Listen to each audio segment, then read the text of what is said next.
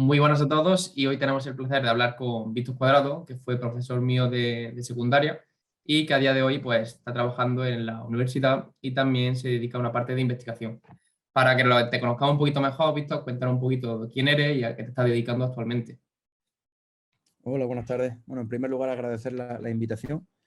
Para mí es un placer y sobre todo un orgullo el poder interaccionar, intercambiar opiniones con un antiguo alumno de secundaria, pues que da alegría ver que sigue teniendo inquietudes, que sigue creciendo a nivel profesional, creciendo mucho y que luego tiene como objetivo pues, seguir aportando y enriqueciendo a los demás. Y eso es algo que a los que de alguna manera hemos contribuido en su formación cuando era un peque, pues es un orgullo. Pues bien, como bien decías, pues vengo del ámbito de la educación en mi inicio, pero siempre lo he compaginado con el alto rendimiento y con la investigación, bueno, hasta que llega el momento que por cuestiones personales doy el salto y actualmente pues, estoy vinculado a docencia universitaria.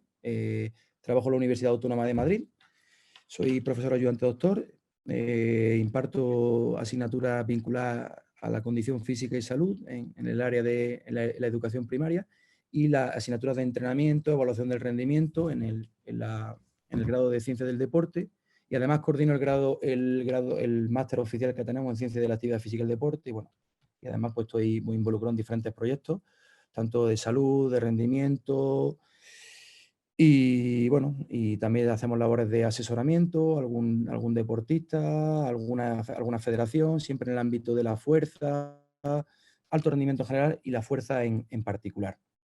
Vale, perfecto.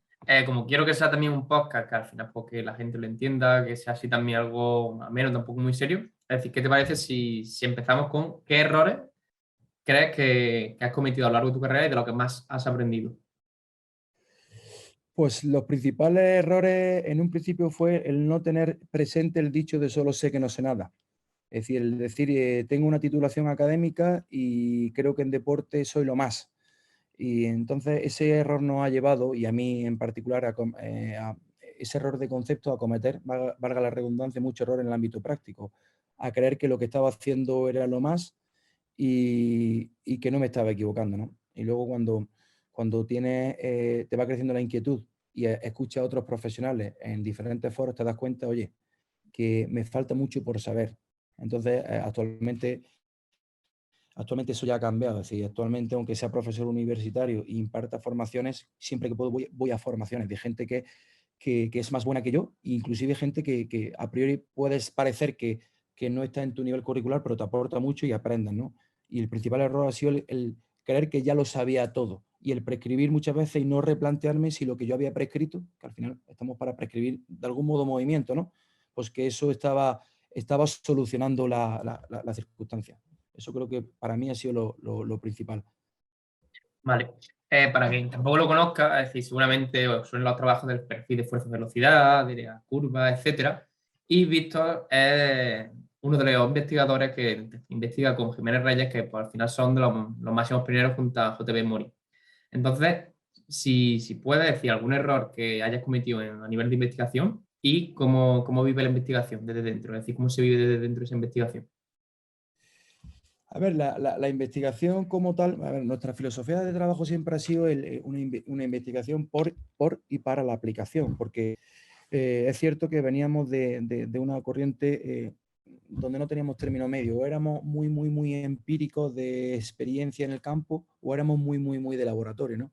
Entonces lo que hemos intentado, eso había que unirlo, ¿no? Deberíamos o creíamos que teníamos que tener entrenadores que desde una demanda que surge en el contexto, traten de solventarla con la ciencia y volverla al contexto, ¿no? Entonces la investigación el principal aprendizaje es que necesitamos aplicarla. Y lo que nos estábamos dando cuenta en los primeros diseños experimentales que hacíamos, que era de poca aplicación. Me acuerdo cuando empezamos a trabajar con plataformas de fuerza, dinamométricas de fuerza, dispositivos muy de laboratorio, muy mecánicos, poco portables, donde decían, muy bien, ¿cuándo yo puedo hacer esa valoración? Y sobre todo, con esos datos, ¿cómo los puedo utilizar para el entrenamiento, ¿no? Entonces, el principal error era el no buscar la aplicabilidad, que hoy en día no nos planteamos. Porque es cierto que muchas veces en el contexto de la investigación estás pensando, oye, es un revisor, te lo puedo echar para atrás porque el análisis estadístico, porque la manera de cómo los grupos se han organizado se han medido, y hay veces que ahora eso lo sacrificamos pensando, oye, si algún revisor me tira para atrás el diseño, pues pruebo en otras revistas, en revistas de mayor aplicación, porque reproducir una situación de laboratorio y luego pretender que tenga aplicación en el campo, pues no funciona, ¿no? Entonces, el principal error que hemos tenido ha sido eso, el no plantearnos que la ciencia está para aplicarla. Si no, no tendría sentido. En ese sentido, deberíamos aprender mucho más del área médica. Cuando se hacen ensayos clínicos que están probando fármacos y demás, no es ni nada menos que para aplicarlo a la población. Nosotros hacíamos muchos diseños de laboratorio con un estudio muy complejo a nivel biomecánico y a nivel de fisiología, neurofisiología, que después nos repercutían en los mejores entrenamientos y entrenamientos más adaptados, ¿no? Y el error para mí era ese, el que no estamos teniendo mucha aplicación. Entonces, eso es lo que intentamos. Yo creo que al final eso es clave, es decir, pocos lo hacen, pero el intentar investigar para aplicarlo yo creo que al final es que para eso se debería investigar y creo que por ahí vais por muy buen trabajo. Si quieres, vamos a empezar a hablar del perfil de fuerza-velocidad y la primera pregunta sería de cómo le explicarías a una persona que nunca ha escuchado lo que es eso, es decir, que ahora mismo va a decir eso qué es, y cómo le explicaría de forma simple qué es el perfil de fuerza-velocidad. A ver, si empezamos de la parte más sencilla, si hablamos de la esencia del movimiento humano, al final somos personas que nos movemos en un espacio y nos movemos mediante algo tan sencillo como teniendo en cuenta la ley de Newton. Es decir, nos movemos porque aplicamos fuerza. Vale que hay una orden del sistema nervioso para que un músculo, grupo de músculos se contraigan y esa contracción genere que una palanca, en este caso una articulación, se mueva y nos desplacemos por el espacio, ¿no? Y siempre luchando contra la gravedad, ¿no? Porque tenemos esa fuerza de la gravedad con la que tenemos que luchar para no caernos, ¿no? Bien, pues bajo esa esencia, nosotros nos movemos más rápido o menos rápido porque aplicamos fuerza.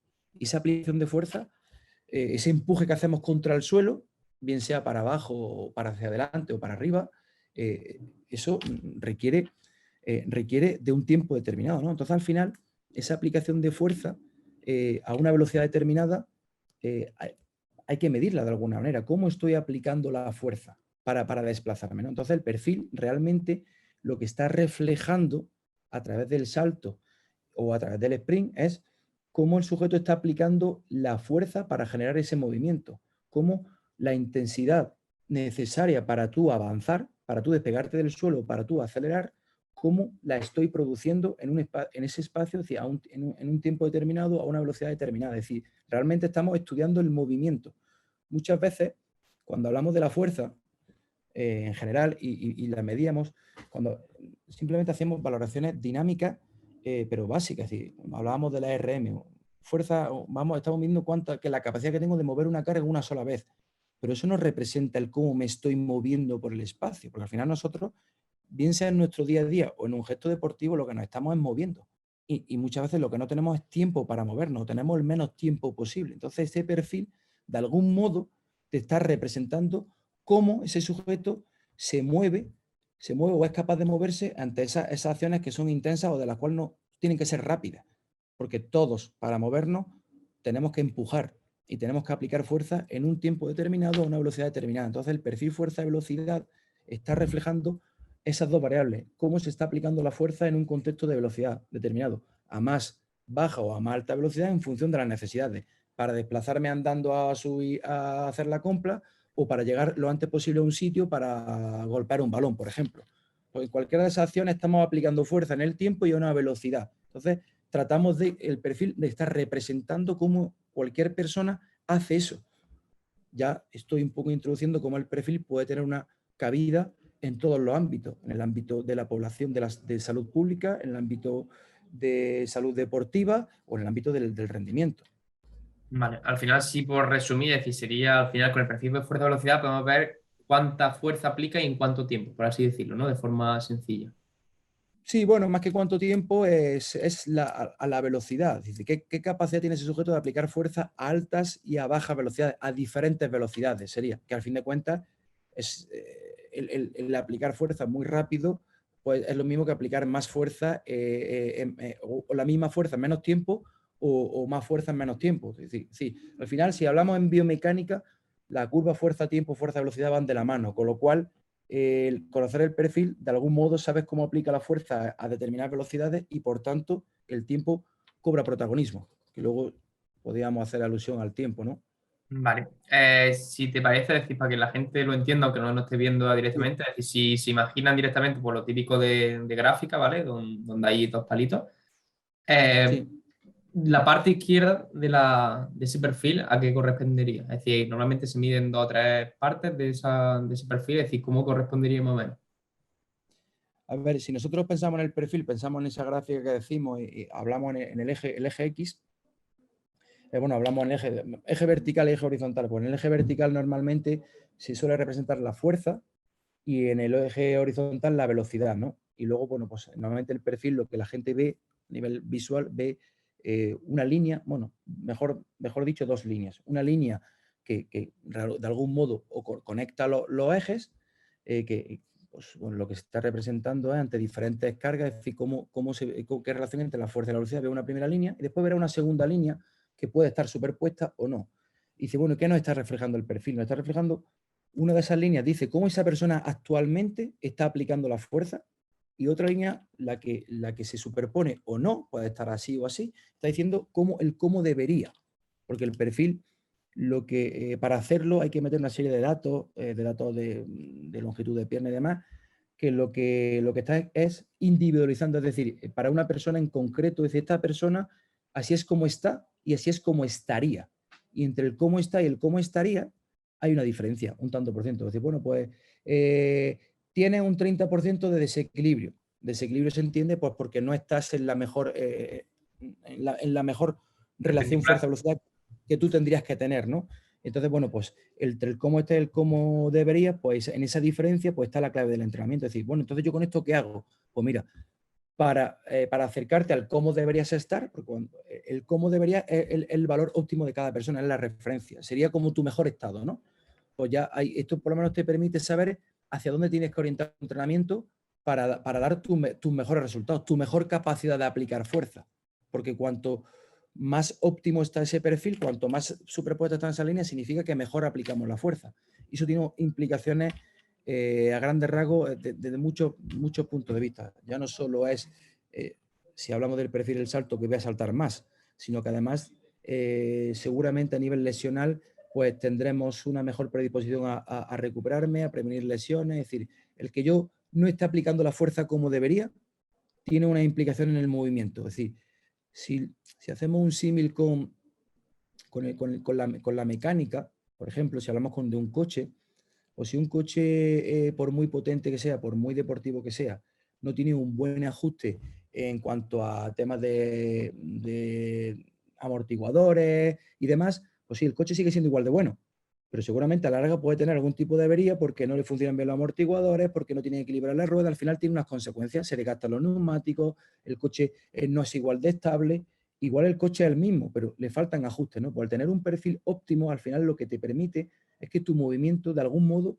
sea de mejor calidad y que te degrades menos. Es decir, que si haces un movimiento continuado de mucha intensidad, que de algún modo lo toleres mejor. Es decir, tu coche está mejor preparado, ¿no? Para que nos entendamos. Vale, sí, al final es que cuanto mejor, más equilibrado tengas ese perfil de fuerza-velocidad, es decir, más fuerte va a estar para que al final la gente lo entienda y en Al mejor final, estado va a estar. la consecuencia final, para así resumir, cuanto más óptimo esté el perfil, más vas a saltar al final, porque al final siempre se nos queda un valor de, bueno, esta persona, el perfil vertical se hace mediante una serie de saltos. Pues al final, cuando yo el perfil, oye, es que tengo un 30% de desequilibrio, o bien de fuerza, de la parte que pega al eje vertical, o bien la necesidad la tengo abajo, la parte de la velocidad, la que pega al eje horizontal. Tengo un problema en un sitio o en otro. Cuando arregle el problema, esté en el sitio que esté, la consecuencia será que voy a saltar más. Por tanto, si voy a saltar más, voy a ser más potente. Es decir, ya he mejorado mi rendimiento. En salto, y la gente dirá, sí, pero me está diciendo que un rendimiento en salto. Es que el saltar más significa que tiene una mejor capacidad de acortamiento muscular, es decir, al final eso tiene otras connotaciones. Seguramente va a ser mejor en cualquier gesto explosivo, cualquier gesto de alta intensidad. Y ya no solo si hablamos de deporte, si a un paciente cualquiera o un usuario de la población normal yo le optimizo su perfil y salta más, estoy mejorando su condición física y por tanto estoy mejorando su salud. Porque hay una cuestión que va asociada a todo esto, a ver, resumo, y es que al final por naturaleza, somos animales lentos. En nuestro día a día, fíjate, ahora mismo estamos sentados, David, vamos andando a un sitio, otro, estamos reclutando fibra lenta. Rara vez, salvo que hagamos entrenamiento específico, reclutamos fibra rápida. Y la fibra rápida, la alta intensidad, además de cuestiones metabólicas, de cuestiones neuromusculares, nos prepara incluso para nuestro día a día. Con lo cual, si yo un sujeto normal optimizo súper y salta más, va a ser mejor en su día a día. Su salud se va a ver mejorada. En esta línea, en pacientes, en este caso, mire, pacientes oncológicos, se está llevando incluso esta línea. Tratar de, en la medida de las posibilidades, claro, del paciente, trabajar los perfiles y optimizarlos. Porque va a saltar más, uno pensará que un paciente oncológico salte más. Si salta más, su sistema nervioso se trabaja mejor y va a tener un mejor desempeño en su día a día, en aguantar las sesiones de quimio, en ir a hacer la compra, en sus gestos cotidianos. Y eso, de algún modo, el que el perfil mejore y esa persona salte más, esa es la repercusión. Para que la gente no lo vea como, bueno, una gráfica, unos números, que yo pongo una línea sobre la otra y ahora salto más. Bueno, es que el saltar más tiene muchas implicaciones y repito, no solo en rendimiento, sino también en nuestro día a día. Vale. He hablado también, que es lo que quería hablar ahora para que se entienda, es decir, en un perfil fuerza-velocidad, es decir, qué dos resultados te pueden salir. Y más adelante vamos a hablar en plan de cómo lo mejoraría. Es decir, normalmente va a salir déficit de fuerza, déficit de velocidad. Hablar un A poquito de ver, esto. sí, por resumir, bueno, el perfil, por final, como son unas líneas y son cuestiones mecánicas, pues sí te sale un valor de F0, de V0, pero bueno, si sintetizamos, lo principal es ver el cómo está. Si hay o no desequilibrio, lo que se llama SV, lo veré por ahí como FV imbalance, como desequilibrio, es decir, entre el cómo estoy y el cómo debería, ¿qué diferencia hay? Y luego esta diferencia, ¿qué corresponde? ¿A la parte de arriba de la fuerza o a la parte de abajo? Con lo cual lo principal es decir, ¿dónde tengo el problema? ¿En la fuerza o en la velocidad? Para saber dónde tengo que focalizar mi entrenamiento, en la fuerza o en la velocidad. Porque luego hay otros valores que da que no son determinantes. La gente, para aquellos que un poco más, para tratar de cubrir todas las posibilidades, evidentemente, pues si hablamos de fuerza y velocidad, tenemos datos de potencia, porque la potencia es fuerza por velocidad. Y a la gente le suena que los gestos explosivos, las acciones intensas, son potentes. Cierto. ¿Qué ocurre con el perfil? Y es una cosa que hay que tenerla clara, que cuando el perfil está desequilibrado, la potencia no es tan determinante. Si lo determinante es arreglar donde tenga el problema. Es decir, si yo tengo un problema en la fuerza, arreglo el problema de la fuerza. Y si tengo un problema en la velocidad, arreglo el problema de la velocidad. Y cuando lo tenga arreglado el problema que sea, y ya esté en las dos líneas, y ahora estoy como debería, ahora sí me interesaría mejorar la potencia. Pero si yo tengo un problema en una variable, es decir, arriba o abajo, y me obsesiono y solo quiero mejorar la potencia, ¿voy a mejorar mi rendimiento? Seguramente no. Es decir, se puede ser más potente. El perfil puede tener datos más vatios por kilogramo de peso, más. Yo soy más potente y no mejorar mi rendimiento funcional. Sí, se puede dar el caso. Porque la potencia es fuerza por velocidad. Si yo mejoro una de las dos variables, pues la potencia mejora. Pero si no mejoro la que debo, la potencia puede seguir mejorando porque es un producto, pero el resultado en el movimiento no se va a ver reflejado. Muchas veces tenemos el concepto, más potente es mejor. Es mejor si hay un equilibrio entre la fuerza y la velocidad. Si están en equilibrio, esas dos líneas están superpuestas, entonces sí me interesaría ser más potente. Si no estoy en equilibrio, primero arregla el problema que tenga. Porque a veces cuesta pensar, oye, si yo quiero ser más explosivo, imagínate, y me has prescrito un entrenamiento con carga alta, no te parece que no tiene sentido. No. Tiene sentido en un principio. Y cuando te arregle el problema de arriba, se superpongan, ahora seguiré trabajando otro tipo de entrenamiento para hacerte más explosivo. Pero si no trabajo en primer lugar dónde tengo el problema, entonces la potencia no nos está diciendo lo suficiente. Vale. Sí, al final la clave sería equilibrar básicamente el problema. Equilibrar, saber dónde tengo el problema y trabajar primero para arreglar ese problema. Y una vez que ya lo hayamos arreglado, entre comillas, o hayamos reducido ese desequilibrio, porque luego ese desequilibrio alguno dirá, pero ¿cómo sé si es bueno o malo o tal? Normalmente ese desequilibrio suele ser un tanto por ciento. Y se puede catalogar como necesidades altas, medias o bajas, por así decirlo. Es decir, por debajo del 30%, del 30%, de entre el 10 y un 30%, pues se puede decir que es un desequilibrio bajo. Las necesidades no son muy altas, pero ya a partir del 30-40 significa que ya tenemos una gran necesidad, ¿no? En función de la necesidad, pues ahí va la segunda parte de la pregunta que me hacía, era el cómo orientar el trabajo, que eso es otra historia. Que, a ver, eso depende un poco del contexto. Una de las cosas que a nosotros nos preocupaba fue decir, bueno, ya sabemos el perfil, ya sabemos que esta gráfica nos está diciendo, nos representa cómo está la persona, nos está contando si necesita más fuerza, más velocidad. Bien, pero claro, ahora tenemos que mejorarlo, ¿no? ¿Cómo mejorar eso, no? Sería un primer artículo donde la idea era esa, cómo mejorarlo, ¿no? Entonces simplemente lo que se propuso fue dos grupos de trabajo. Uno de ellos entrenaba como parecía, ¿no? Como querían. Un entrenamiento estándar, como podemos hacer muchas veces cuando no se entrena en base a una herramienta. Y luego otro grupo que entrenaba en función de lo que necesitaba. Entonces, en función de lo que necesitaba, se hizo. Si necesita todos iban a entrenar con 6 ejercicios a la semana. Todos. Entonces, que necesitan mucha fuerza, mucho de arriba. De esos 3 ejercicios, era 3 de la parte más alta, 2 de la parte un poquito más baja y 1 de la siguiente parte. Siempre era de la mitad de la curva hacia arriba. Que tu necesidad, en lugar de ser de alta necesidad, era de una necesidad un poquito más baja, por lugar de ser 3 arriba, pues se repartía en, por ejemplo, en 2, 2, 2. Siempre esos 6 ejercicios se ubicaban en función del porcentaje. Ese artículo hay una tabla, que eso sí puede servir un poco de referencia, donde se ve en función del tanto por ciento esa distribución. Pero la idea, ¿cuál era? La idea era decir, bueno, en función de dónde tengas el problema, te doy más trabajo ahí o no, versus lo que hacían todos lo mismo. Entonces lo que se vio fue que el que entrenaba en función de sus necesidades mejoraba más rápido, mejoraba más. Entonces, lo que evitamos que era, por lo que muchas veces pasa en entrenamiento, que es la selección natural. Y es que tú propones un estímulo igual para mucha gente y hay gente que le viene bien y hay gente que no.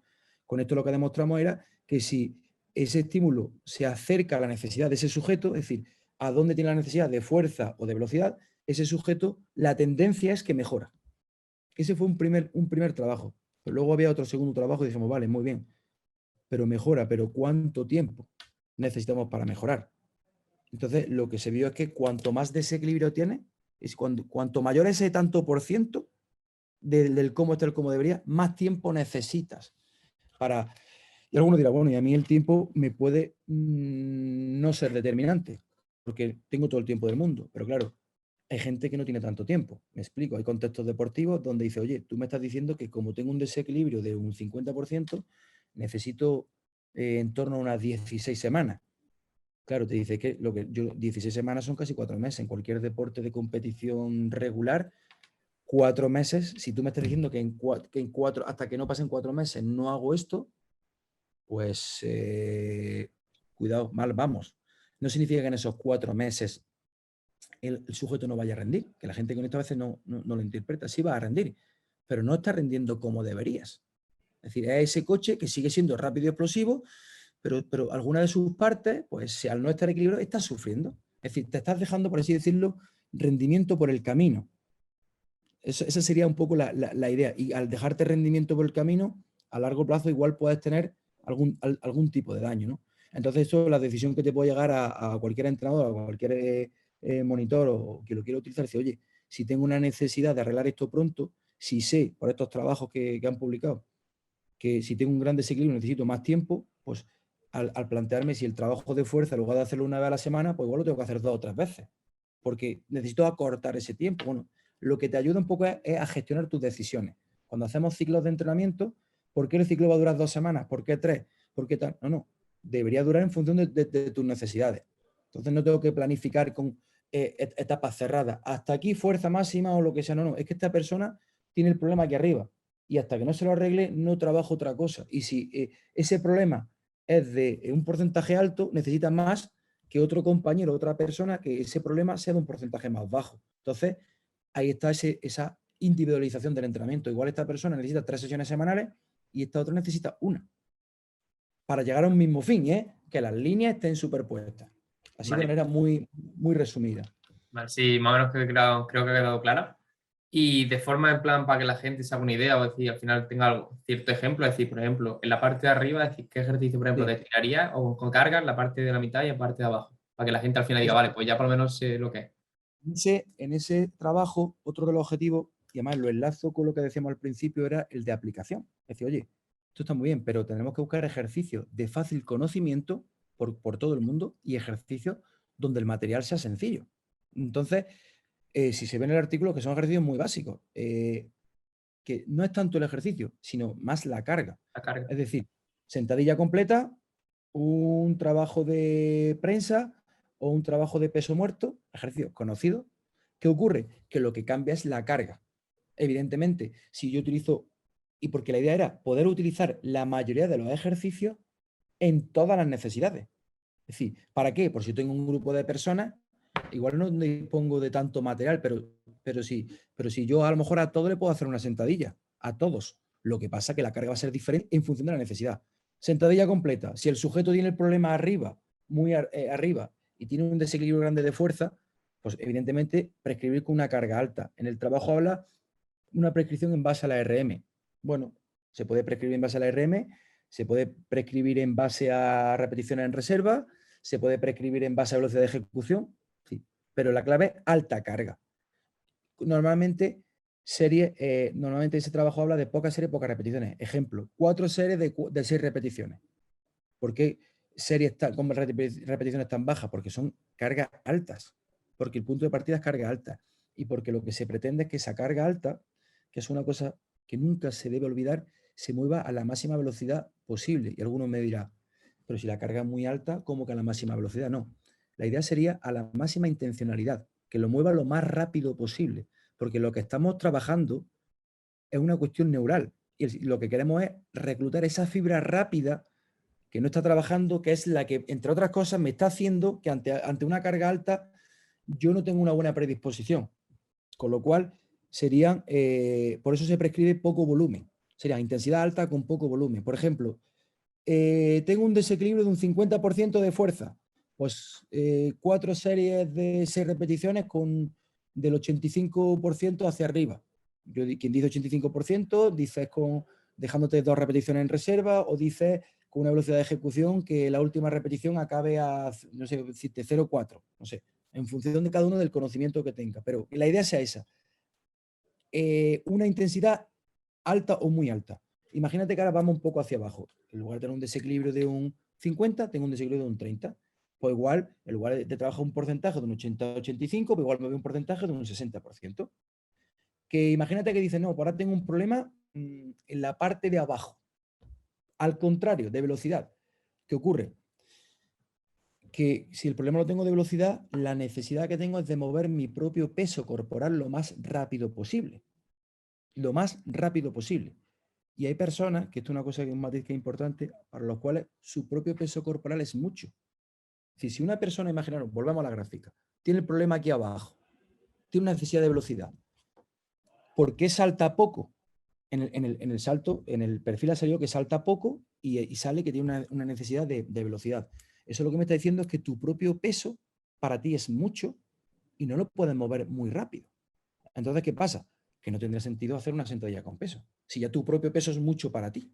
Entonces, ¿qué ocurre? ¿Qué tenemos que intentar hacer? Tenemos que intentar proponer situaciones en las que tu peso lo muevas lo más rápido posible. Aquí es donde entran en juego los medios asistidos. Que cojamos cualquier elástico y hagamos una sentadilla con goma. Pero claro, una sentadilla con goma, si lo que queremos es facilitar que tu cuerpo vaya más rápido hacia arriba, pues tenemos que hacer que la energía elástica de la goma vaya hacia arriba. Es decir, sería colocar la goma por encima nuestra. ¿Para qué? Para cuando yo bajo hacia abajo, hago esa fase céntrica, esa flexión de rodillas, la goma se tensa y luego yo intento ir para arriba y esa intencionalidad mía, junto con la energía elástica de esa goma, tira hacia arriba y hace que mi cuerpo suba más rápido. Pues eso sería fíjate, el ejercicio sería de sentadilla, pero en lugar de con una barra muy pesada, sería con una goma que me tira hacia arriba. Y el ejercicio, a fin de cuentas, son movimientos similares y lo único que varía es el tipo de carga. Sí. Ahí, respecto a eso de la carga, no sé si a ti por tu experiencia, pero lo de trabajar con intensidad alta, la gente se cree que trabajar 5 repeticiones ya significa que está trabajando alta intensidad y no se olvida la carga. Es decir, me explico mejor, que a lo mejor le pone una carga para un RIR de 8 y lo que está haciendo de 5 repeticiones está diciendo que está haciendo fuerza máxima. No sé si a ti por tu experiencia ves que a la gente le cuesta mucho esa intensidad. Bueno, al final es algo que ocurre, que sí es cierto que eso viene un poco de los sistemas piramidales. Los sistemas piramidales antiguos eran esos que se asociaba al número de repeticiones y el porcentaje de una cualidad. Es decir, si es fuerza máxima, entonces la gente escucha fuerza máxima, tal, pocas repeticiones. Al final, la clave es lo que decíamos antes, la intencionalidad. Entonces, perfectamente, no hemos hablado de la recuperación, pero si yo me tuviese que decantar por una recuperación entre repetición para que se haga la repetición lo mejor posible, inclusive no tener por qué trabajar si no quiero con repeticiones en reserva, porque al final la repetición en reserva está, de alguna manera está monitorizando la fatiga también. Es decir, si me dejo más o menos repeticiones en función de lo que puedo, ¿no? Pues igual la clave está en hacer las 5 o 6 repeticiones, hacerlas sí o sí y no en función de la fatiga. Y para hacerlas sí o sí hay que utilizar recuperación. Es decir, este método no está reñido, por ejemplo, con la metodología del clúster, la recuperación entre repetición. Le digo al sujeto, en estas 6 repeticiones, tú hazla lo más fuerte que puedas. Descansa, puedes descansar hasta 30 segundos. O sea, hay trabajos por ahí en el Reino Unido que han descansado hasta 3 minutos. A nivel logístico, 3 minutos entre repetición es mucho, ¿no? Pero 15, 20, 30 segundos, lo que necesites para volver a recolocarte, a descansar y poder dar lo máximo en cada repetición. Perfecto, perfectamente. Y podría hacerse así, que a fin de cuentas es que la clave es esa, es que seas capaz de una alta carga moverla lo más rápido que puedas, pero que el factor limitante, además de la carga, no sea la fatiga que vaya acumulando, que sea la propia carga en sí. Es decir, que si hablásemos de velocidad de ejecución, que fuésemos capaces de mantener casi la misma velocidad entre la primera repetición y la última. Y eso se consigue recuperando entre medias. Porque ya repito, es que el objetivo es otro. El objetivo es que el sistema nervioso haga lo máximo posible, así de manera muy resumida, para levantar esa carga lo más rápido posible, para que esa fibra rápida trabaje. Porque eso será lo que hará que al final esa gráfica se equilibre. Ahí muy interesante, es decir, yo trabajo mucho con cluster, me mola mucho, y hace poco también, lo que hablabas tú, hace poco sacó un estudio de dominadas de que hacían 15 seguidas, de 5 en 5, descansando por eso 25 o 30 segundos, y me comparaban directamente quién mejoraba más. Y lo de cluster al final se acumulaba la misma repetición, la misma intencionalidad, pero mejoraba una brutalidad respecto a los que lo hacían seguido. Es que claro, es que el tema es que cuando hay el estímulo se prolonga en el tiempo, pues pueden entrar cuestiones metabólicas y cuestiones estructurales. Y al final, pues bueno, pues hacemos más daño muscular y seguramente todo se pone en funcionamiento todo ese mecanismo biológico de la célula satélite y demás, al final para empezar a romper fibra y esa regeneración generar hipertrofia, ¿no? Por así decirlo, ¿no? Y luego aparte cuestiones metabólicas, si se mantiene el tiempo, pues igual para mantener la excitabilidad de la membrana, bueno, pues se incrementaría esa concentración de ácido láctico, etcétera, etcétera. Con lo cual entran en juego otros factores. Claro, si vamos buscando un objetivo de tolerancia a esa fatiga o una cuestión estructural, pues es cierto que quizá el jugar con la fatiga, el no plantearte recuperante repetición, pues puede ser necesario. Pero ¿qué ocurre? Que aquí en el perfil, como el objetivo es mejorar la capacidad de aplicar fuerza a alta carga, pues el clúster tiene una mejor solución, porque no tenemos por qué vernos, entre comillas, no es perjudicados, pero bueno, sí estaríamos minimizando los resultados cuando entra en juego el ácido láctico o entran en juego otras cuestiones. Entonces, el clúster es una muy buena solución cuando el objetivo es neural, es neuromuscular. Si el objetivo es generar hipertrofia o tolerar la fatiga, porque imagínate que te estás preparando una competición de dominadas, de máximo número de dominadas, pues al final la fatiga, sí, la contracción muscular en condiciones lácticas, en condiciones de fatiga, hay que trabajarla. Pero si el objetivo es optimizar el rendimiento de aplicación de fuerza a alta carga, no tengo por qué trabajar con ácido láctico. Entonces, pues Pero, el clúster ahí sería una muy buena situación. sí, pero en el estudio era al revés, en plan, un máximo número de dominadas y los que hacían cluster mejoraban más. No sé por... El número total de dominadas. Sí. También puede ser. Yo digo en cuanto al perfil, es decir, que al final el clúster hay que verlo también, o el plantearse esto, sobre todo cuando uno trabaja para optimizar el perfil en la parte de fuerza, tiene que pensar que no es ganar fuerza porque sí, tener una mayor RM, que seguramente habrá una consecuencia del RM, es mejorar la capacidad de aplicar esa fuerza. Y entonces hablamos de cuestiones neurales. Entonces, el intentar cada repetición hacerlo lo más rápido posible es fundamental. Y si para eso hay que meter recuperación, mejor. Y ya como tú bien dices, pues que además tiene otras connotaciones, que además te puede beneficiar en otro tipo de esfuerzos, pero para el esfuerzo del perfil, en este caso, el poder recuperar entre repetición podría ser una muy buena estrategia. Pero en cualquiera de los casos, si cuantificamos la fatiga, controlamos la fatiga, pues también. Vale. Vale, perfecto, Víctor. Si te parece, vamos a hablar un poco de toda la gente ahora mismo está diciendo que el perfil de fuerza y velocidad, algunos lo conocerán, pero vamos a hablar en plan de cómo lo podemos evaluar, es decir, cómo una persona lo puede evaluar para sacar ese perfil de fuerza y velocidad. A ver, tenemos el perfil, si hablamos, sabemos que tenemos dos perfiles, uno vertical y otro horizontal. El vertical pues, se obtiene a través de saltos. Hacen falta, o yo recomiendo utilizar 4 saltos. Sí es cierto que se publicó un estudio, el método de 2 cargas, pero bueno, yo recomiendo que haya, no vamos a entrar en cuestiones de estadística y demás, que haya 4 saltos. Sería un salto sin carga y 3 saltos con cargas progresivas, con cargas incrementales, ¿no? ¿Qué salto? Pues mira, se puede hacer o con SJ o con CMJ. Yo recomiendo el CMJ, porque bueno, para la gente que no entiende el CMJ, la diferencia es que hay un ciclo de estiramiento-acortamiento. Primero, si la posición de partida estamos vertical, pues hacemos una flexión de rodilla y luego una extensión seguida, ¿no? ¿Por qué a mí me gusta más? Porque en el movimiento humano, andando, corriendo, saltando, normalmente eso es lo que ocurre. Hay un ciclo de estiramiento-acortamiento, es decir, hay una flexio-extensión, ¿no? Entonces el CMJ sería el mejor de los saltos. ¿Cómo medirlo? Pues bien, necesitamos medir salto. ¿Cómo se puede medir salto? Pues hoy en día pues, tenemos dispositivos más o menos complejos, podemos utilizar una plataforma de salto, tenemos diferentes plataformas en el mercado, tenemos de plataformas económicas que son plataformas de contacto, esta plataforma de infrarrojo, o podemos tener la tecnología móvil como sería el MyJump. Al final de cuentas, todos los dispositivos lo que te dan es altura de salto por el tiempo de vuelo. Es decir, según el tiempo que tú estás volando, pues hay una fórmula, la fórmula de Bosco, que te dice, este sujeto ha saltado tantos centímetros. Con lo cual necesitamos medir 4 saltos, 1 sin carga y 3 con cargas progresivas. La gente puede pensar, bueno, ¿cuántas cargas? Pues al final, la elección de la carga un poco depende de cuánto salte el sujeto sin carga. ¿Por qué? Porque el perfil, un buen perfil, debería, la última carga ser aquella en la que te permita saltar 10, 12 centímetros. ¿Qué pasa? Que imagínate que el sujeto, con tu propio peso corporal, a mano de cintura, salta 20 centímetros. ¿Qué ocurre? Si le pone una primera carga muy alta, quizá ya su altura de salto cae tanto, pues que al final ya, con la primera carga, ya está en torno a los 15 o 14. Claro, pues luego, ¿qué carga sigues incrementando?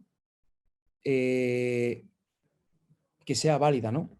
Porque al final la idea sería que el sujeto, vale, que termine saltando 10-12, pero tampoco es conveniente que termine saltando muy poco, porque si termina saltando demasiado poco, son sujetos que no están acostumbrados a trabajar con cargas, quizá pues van a modificar la técnica, se pueden hacer daño y demás.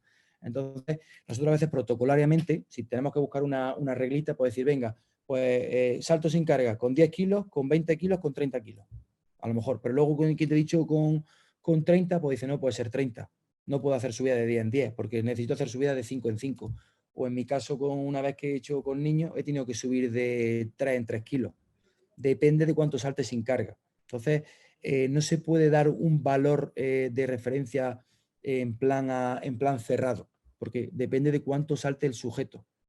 Muchas veces, cuánto salta el sujeto ha sido un poco la consecuencia del método. Me explico. A lo mejor un sujeto que salta muy poco no puede utilizar una barra convencional.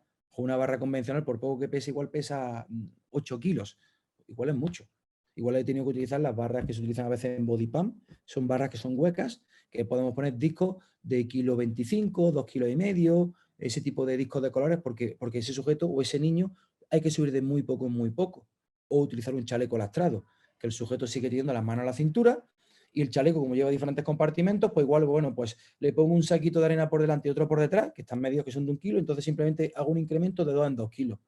Entonces, el incremento de la carga que tú le propones para hacer el perfil dependerá del sujeto. El perfil, el hecho que tú a la herramienta, que ahora hablaremos de ella, le metas el dato del salto sin carga y 3 saltos con carga, ya te hace el perfil. Eso ya te lo hace. ¿Qué más necesita la herramienta? Necesita dos longitudes que son, una de ellas es el sujeto tumbado boca arriba, se le mide desde el trocánter mayor hasta la puntera del pie en hiperextensión. Y la gente dirá, bueno, ¿y por qué en hiperextensión? Porque tenemos que pensar que cuando nosotros despegamos del suelo, el pie, hay una hiperextensión de tobillo y está la puntera del pie. Entonces, con lo cual, como lo que queremos es reproducir eso, tenemos que medir esa distancia. Y la segunda distancia es el sujeto con una flexión de rodillas de aproximadamente 90 grados, igual desde el trocante mayor hasta el suelo. Y bueno, ¿Y qué estoy buscando? Pues lo que está buscando es la diferencia entre cuando el sujeto está antes de despegar y en el momento de cuando va a empezar el salto. Porque ahí lo que vamos a medir es la distancia que recorre su centro de gravedad antes de despegarse del suelo. Eso se llama distancia de empuje. Ese valor es determinante porque lo que nos está diciendo es que cada uno de nosotros, independientemente de lo altos que seamos, de lo que midan nuestras piernas, todos tenemos nuestra propia distancia de empuje. Y entonces eso es fundamental. El perfil, precisamente, te caracteriza a cada persona por separado porque está teniendo en cuenta lo que tú pesas, cuánto recorres antes de despegarte y lo que saltas con diferentes cargas. Entonces, por eso es una herramienta que individualiza. Entonces, tú necesitas el peso del sujeto, estas dos distancias, y necesitas la altura del salto con las diferentes cargas. Bueno, y evidentemente decirle a la herramienta, oye, has saltado con 10 kilos, has saltado 25, con 15 has saltado 23. Eso sería. La Y, altura de los saltos, sí. y tu opinión Dime, vista, es dime. decir, normalmente me ha dicho que utilizar el CMJ porque al final por ciclo de estiramiento, cortamiento está en nuestro día a día, pero en plan, una de las críticas que yo siempre he hecho al CMJ es que, porque tú cuando mides, pues, mides 90 grados normalmente del salto, esa distancia, y muchas A veces ver, el CMJ no sabes cuánto baja, es decir, puede ser que baje a ver, más, baje menos, etcétera. ahí, ahí es cierto que esa es una de las cuestiones. Se pone 90 grados porque muchas veces se asocia que cuando hay un ciclo de estiramiento-acortamiento en esa fase centrífuga se llega a los 90 grados. La realidad mecánica es que muy poca gente llega a los 90 grados. Entonces dice, bueno, ¿eso cómo se solventa? Como se solventa sería, luego otra cosa fundamental ante todo esto es que tiene que haber una educación previa, porque no todas las personas saben hacer un CMJ en condiciones, ¿no? Entonces hay que asegurarse que lo controlan, porque hay veces que vemos que en una misma medición el salto va mejorando y creemos, y a lo mejor la mejora es aprendizaje, es porque el sujeto tiene una mejor coordinación inter e intramuscular y va saltando más porque está aprendiendo a saltar. Eso por ahí, ¿no? Entonces, ¿qué pasa? Una vez que el sujeto sabe saltar, para corregir eso, una buena manera de hacerlo sería, lo haces que salte y ya en alguno de los saltos le dices que cuando cae al suelo que frene, pero que no frene, que frene, normal, un gesto natural. Normalmente, cuando el sujeto frena, todos frenamos y flexionamos las piernas. A la flexión a la que llegan suele ser muy parecida a la angulación que adquieren cuando se van a despegar. Entonces, hay veces que esa segunda distancia, en lugar de decir ponte en 90 grados, observa, venga, salta, en unos saltos, dice, al aterrizar, cuando baja quieto, y ahí coge y mide. Y muchas veces muy diferente de 90 grados. Otra estrategia que se puede hacer perfectamente con la cámara lenta del teléfono, grabarlo. Grabarlo porque lo que estás viendo realmente más o menos hasta dónde baja y tiene una referencia. Sí puede ser visual, pero bastante válida, decir, eso no son 90 grados. ¿Cómo? Ojo, ¿cómo? Si queremos ser mucho más exquisito y si tú grabas a cámara lenta, luego en ese fotograma en el cual tú ya ves que ha dejado de bajar el sujeto para ya empezar la fase concéntrica, es decir, que ahí está, pues con otra aplicación que existen muchas, medir la angulación Vale. perfectamente. Si lo mide y después mide ahí, ¿no? Después Pues mediré ahí la distancia, ¿no? se podría medir por ahí, bueno, sí, se podría hacer, pero bueno, al fin de cuentas, al final, la experiencia te hace que si tomamos como referencia eso, es decir, la bajada que tiene después en el aterrizaje, normalmente se suele corresponder mucho con la bajada que tiene en la subida, porque normalmente esa bajada pues depende de muchas cuestiones, de retracciones de la cadena posterior y demás. Y normalmente los sujetos somos así de caprichosos y nos movemos hasta rangos en los que estamos más o menos cómodos, sobre todo en movimientos involuntarios. Es decir, si yo te digo salta, bajo, no voy a bajar, salvo que tú me lo digas, no voy a bajar hasta 90 grados, sino un rango de movimiento cómodo porque ya empiezo a despegarme del suelo, a levantar los talones. Bajo hasta donde me encuentro cómodo. Y en el aterrizaje pasa parecido. No aterrizo con las rodillas bloqueadas para no hacerme daño y en esa flexión no bajo voluntariamente hasta los 90 grados, sino a un ángulo cómodo para mí. Por eso es por lo que digo que puede ser una muy buena medida porque casi siempre se corresponde mucho. El sujeto frena en la bajada baja hasta donde normalmente baja para despegarse. Y entonces ahí veremos como ciertamente coger como referencia para todo el mundo 90 grados no es muy determinante. Vale, yo creo que Aún ya ha así, sacado la idea a la gente de meter los 90. Es decir, va a decir, dime algo más.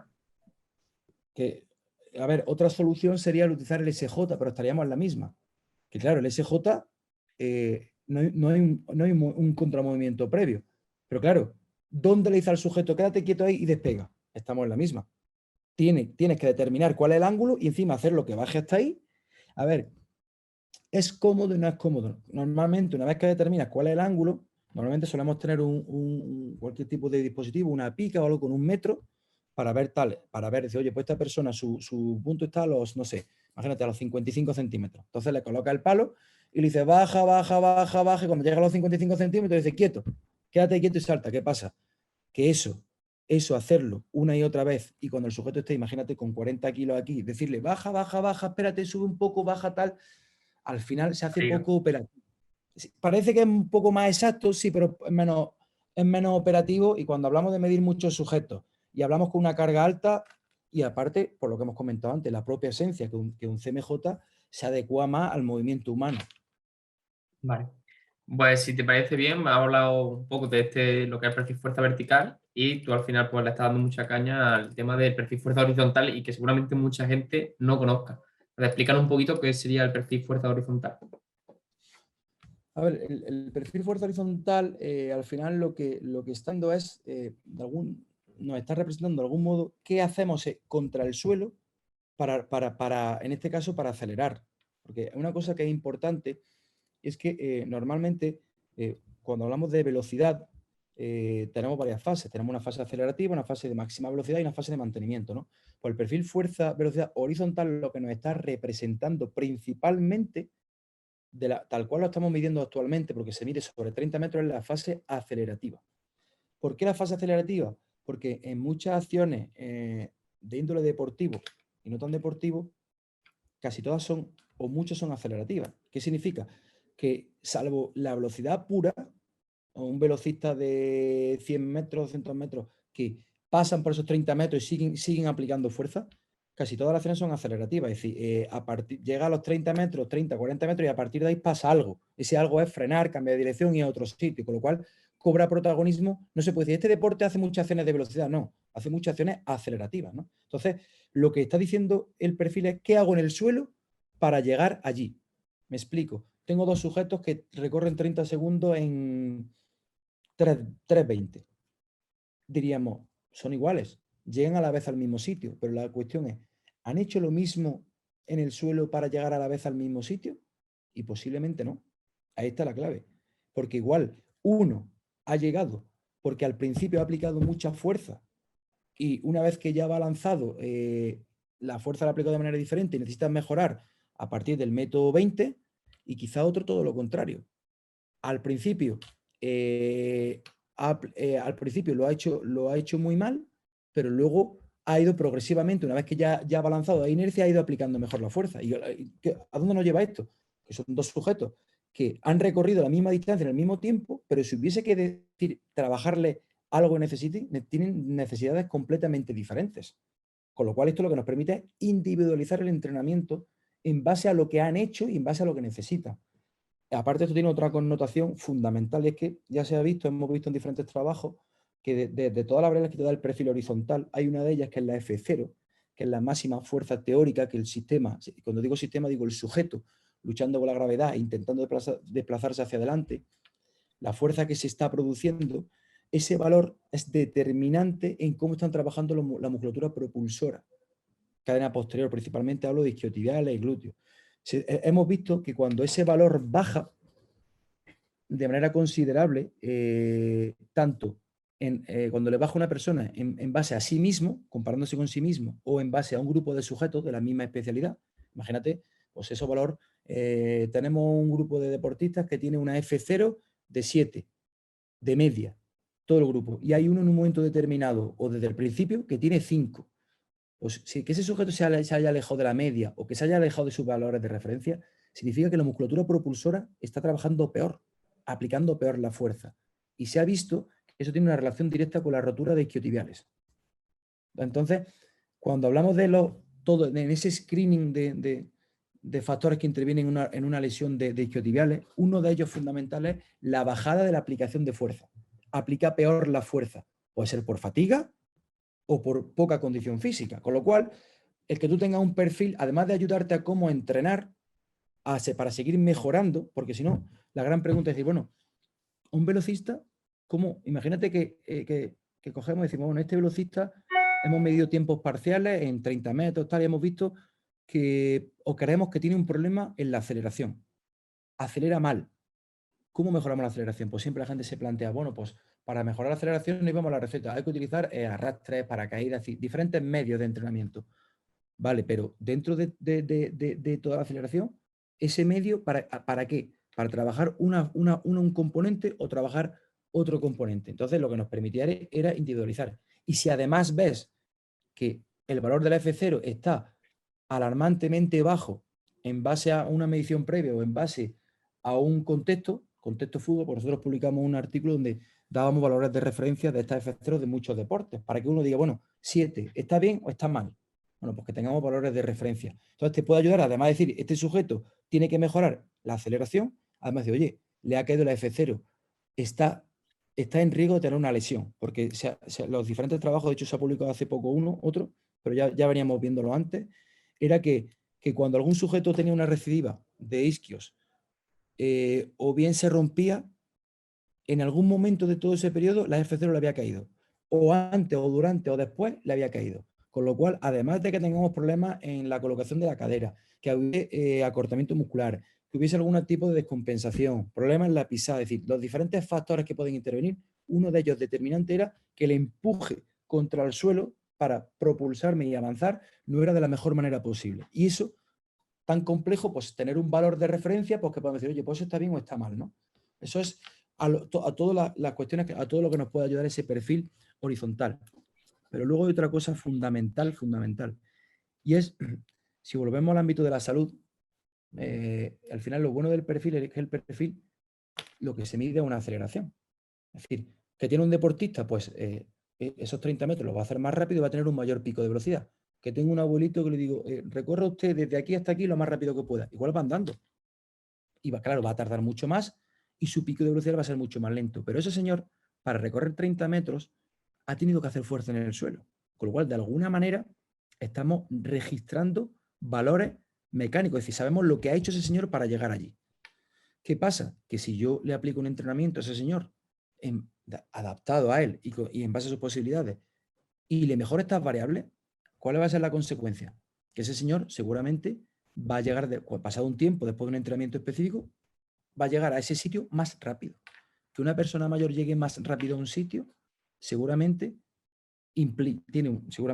seguro tiene una implicación de coordinativa, mejor colocación de la cadera y otra cosa fundamental. Si ese señor tropieza y se cae, porque se puede caer igualmente, no es lo mismo que tu cadera esté mejor preparada para dar un paso hacia adelante, que igual te caes igual, pero no es lo mismo caerse a una velocidad que a otra.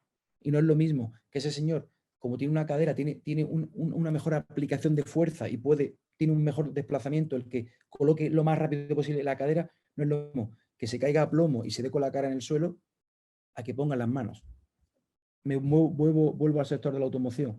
Un accidente de tráfico, desgraciadamente se da, pero no es lo mismo que el impacto sea 120 que sea 60, porque antes he frenado, pues las consecuencias no son las mismas. Pues aquí pasa algo parecido. Es decir, si yo a una persona, aunque sea del contexto que sea, le mejoro ese perfil horizontal, es decir, aplica mejor la fuerza y por tanto va a llegar más rápido, eso tiene unas implicaciones coordinativas neuromusculares fundamentales. Con lo cual, más allá de igualmente tendremos un valor, una curva, donde vemos la fuerza, vemos la velocidad, vemos la potencia. ¿Qué ocurre a diferencia del otro? Que de momento, digo de momento porque eso no le queda mucho, no tenemos ese valor óptimo. En el otro perfil vertical decíamos, así estoy, así debería. Tengo un problema de un 30%. Aquí de momento no tenemos el concepto del valor óptimo. Aquí simplemente lo que tengo unos valores que me salen de F0, de V0, de diferentes valores, pero el principal, la F0, como he comentado, el compararme conmigo mismo en otro momento o compararme con respecto a un grupo. Si estoy entrenando un grupo de personas y hay una media, el por qué tú te alejas de la media. Evidentemente no me preocupa si se aleja por encima. Lo que más me preocupa es si se aleja por debajo, porque si se aleja por debajo de la media, como he dicho antes, está F0, porque algo puede pasar y normalmente puede ser una lesión de índole muscular. En muchos deportes ya sabemos que es el gran lastre, ¿no? Y bueno, y otras consideraciones que puede tener, pero sí, de manera resumida, ¿qué es lo que nos puede dar el perfil horizontal? Sería eso. Al final, pensamos que nosotros somos sujetos que nos movemos hacia adelante en sentido horizontal, con lo cual es fundamental.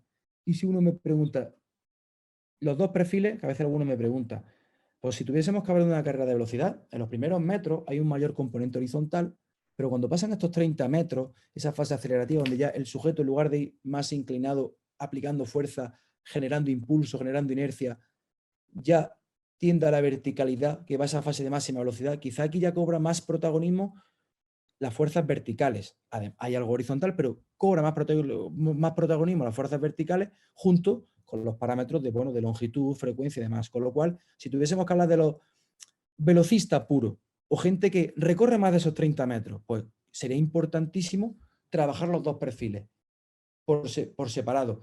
Que es jugador de fútbol, el perfil vertical viene bien para mejorar todo ese rendimiento del sistema nervioso, pero hay que priorizar mucho en el horizontal, puesto que él vive acelerando y desacelerando. Jugador de vóley, el horizontal le puede venir bien. Pues no tanto, porque casi todo lo que hace es vertical, con lo cual cobra más protagonismo el perfil vertical. Un poco Y visto, es decir, igual que hemos hablado antes que el perfil de vertical pues se ve más déficit de fuerza o déficit de velocidad, en el perfil horizontal, ¿qué podríamos sacar como conclusión? Es decir, ¿qué es lo que se puede ver en ese perfil de déficit? A ver, en ese perfil de los valores que da, porque da, bueno, da F0, que hemos dicho que está máxima fuerza, luego tenemos el RF, el ratio de fuerza, que es de toda la fuerza que estoy produciendo, cuánta realmente estoy utilizando en la dirección del movimiento. Eso es un dato en tanto por ciento. Luego, evidentemente, hay un dato de potencia, también da la potencia máxima, y luego también da la DRF. Este valor es más propio de distancia más larga. Es decir, la DRF es que cuando todos vamos, cuanto más rápido vamos, la aplicación de fuerza va cayendo. Otras cosas porque tenemos menos tiempo para aplicar fuerza, ¿no? Pues bueno, ese es un valor de optimización, un valor de efectividad que es determinante, pero sobre todo para velocistas. Es decir, cuando tú vas rápido, el seguir siendo capaz de aplicar, en ese menor tiempo, aplicar la mayor fuerza posible, ¿no? Si ponemos un ejemplo, por ejemplo, si nos vamos al alto nivel en velocidad, por ejemplo, Usain Bolt principalmente destacaba por eso. Usain Bolt no era demasiado bueno acelerando, salía de los últimos aproximadamente de taco, o no salía de los primeros, pero cuando ya llegaba a esa fase de máxima velocidad, que ya el tronco iba vertical, en esa aplicación de fuerza que tenía en tan poco tiempo, esa DRF a él le caía menos. Es decir, él, por ir más rápido, le caía bastante menos la fuerza que a los demás. Con lo cual, en cada apoyo, al aplicar más fuerza, por la segunda ley de Newton, pues más fuerza que te devuelve en sentido contrario y más te propulsa. Con lo cual, él iba ganando propulsión a apoyo en esa fase de máxima velocidad. Por eso esa variable de DRF quizás tenga más utilidad para distancias más largas. Para el perfil horizontal hecho sobre 30 metros, principalmente habría que fijarse en la F0, principalmente, y bueno, en la potencia máxima, pero la potencia máxima no sería solo para ver la cantidad de vatios, ¿no? Sino sería un poco para poder prescribir entrenamiento. Es que claro, aquí entran otras cuestiones más complejas. Si yo tuviese que decir, bueno, el perfil horizontal, ¿cómo puedo fraccionarlo? Porque hablamos sobre 30 metros. Pues si tuviésemos que determinar qué zona trabajar, si trabajar entre los primeros 10-15 metros o a continuación, pues si queremos mejorar los primeros metros, porque así lo hemos establecido, pues principalmente el entrenamiento debe ir orientado a la F0 y a esa RF. ¿Vale? Y bueno, ¿y eso cómo se orienta? Normalmente con la tracción o el empuje o el arrastre de cargas pesadas, de pesada a muy pesada. Esto generó controversia también, porque en el ámbito del atletismo el arrastre no ha sido nada nuevo, ¿no? Y siempre se hablaba que el arrastre en torno al 10-15% del peso corporal, porque decía que si había más carga, el sujeto lo que hacía es que se inclinaba mucho más, por lo que hacemos todos cuando si vamos a empujar un coche, que nos inclinamos mucho más para encontrar esa tracción. Entonces, en el argot atlético se decía que claro, eso estaba desvirtuando la técnica. Entonces, nosotros, de todos los estudios de cinemática que se hace de colocación, se ha visto que la técnica, esa colocación del tronco es determinante cuando el sujeto ya pasa esa fase de máxima velocidad, ya va vertical. Pero en la primera fase, la desacelerativa, nosotros consideramos que el sujeto haga lo que tenga que hacer con la colocación de su tronco para producir la máxima fuerza posible. Con lo cual, no nos preocupa tanto que ese estímulo, si yo propongo una carga muy pesada, que incline demasiado el tronco. Eso no nos preocupa. De hecho, hay estudios cinemáticos que avalan esto, que esa inclinación del tronco excesiva o acentuada porque lo que arrastra es muy pesado, no está repercutiendo negativamente después en la máxima velocidad.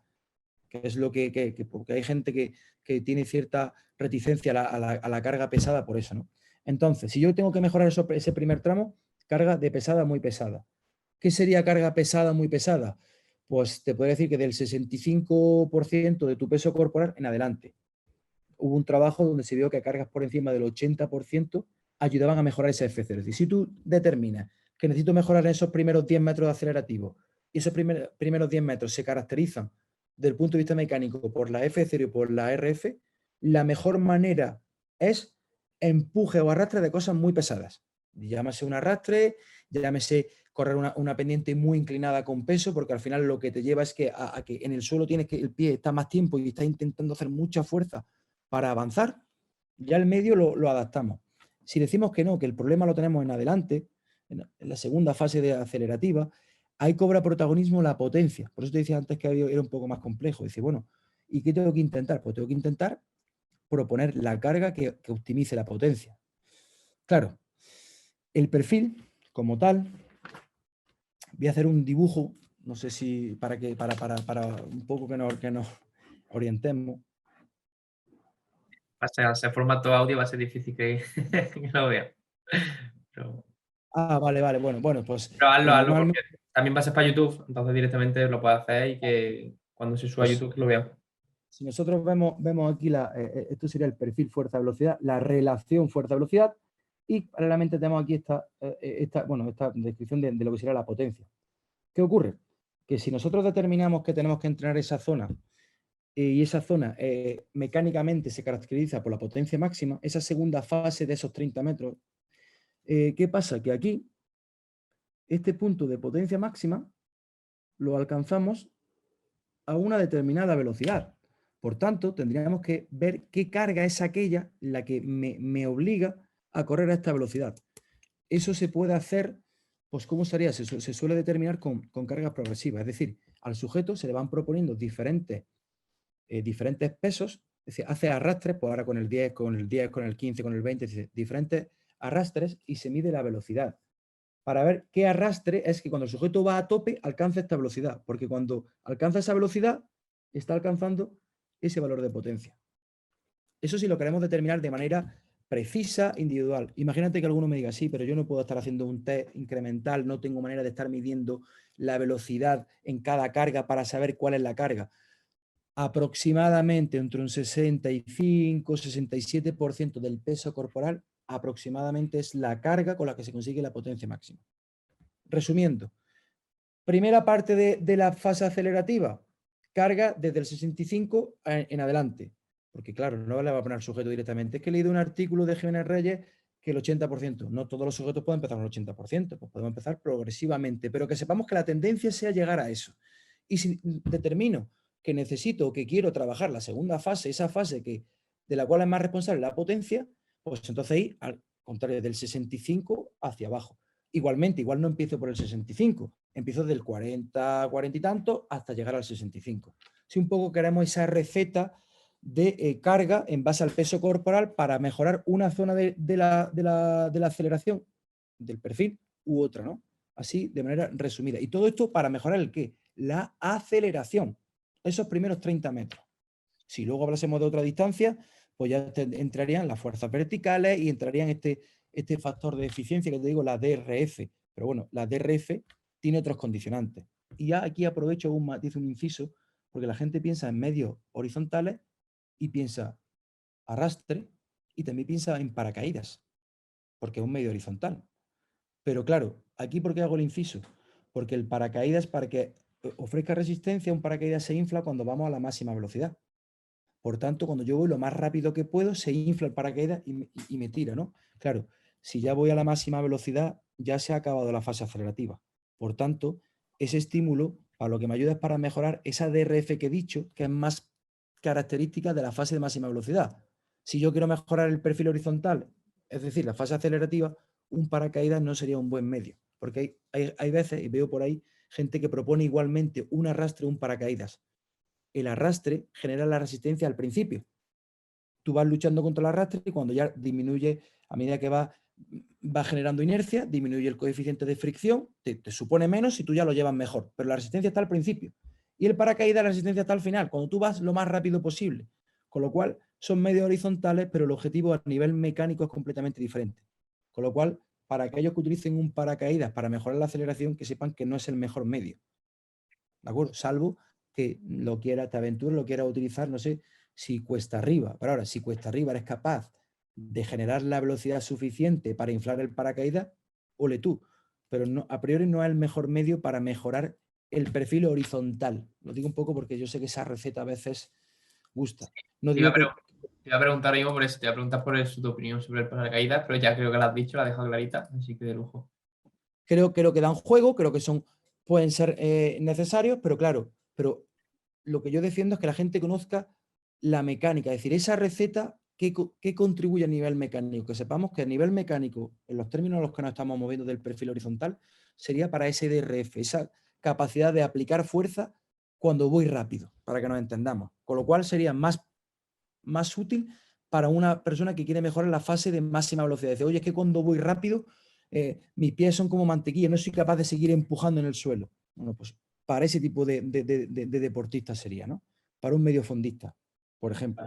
Los mediofondos actualmente en muchos casos llegan igualados y porque todos tienen grandes consumos de oxígeno y demás, pero ya en los últimos metros tienen que reacelerar, seguir yendo rápido, ¿no? Pues a lo mejor ese fondista que ya tiene de partida poco nivel de fuerza o ya por la fatiga acumulada ya le cuesta empujar, se va hundiendo, pues a lo mejor utilizar este tipo de medios puede ser un buen recurso, ¿no? Un poco para que veáis la situación. Pero para una persona que quiere mejorar esos primeros 30 metros, el paracaídas no sería el mejor medio.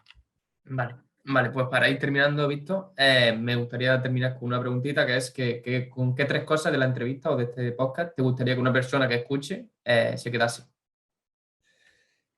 Que se quedase primero con, con tener inquietud de seguir investigando y segundo, que se quedase que, como esto a fin de cuentas hablamos de fuerza, que piense que la fuerza tenemos que plantearla como fuerza aplicada, que hay que aplicar la fuerza, que no es generar fuerza a base de tensión, porque muchas veces la gente dice, yo fuerza la arreglo en el gimnasio.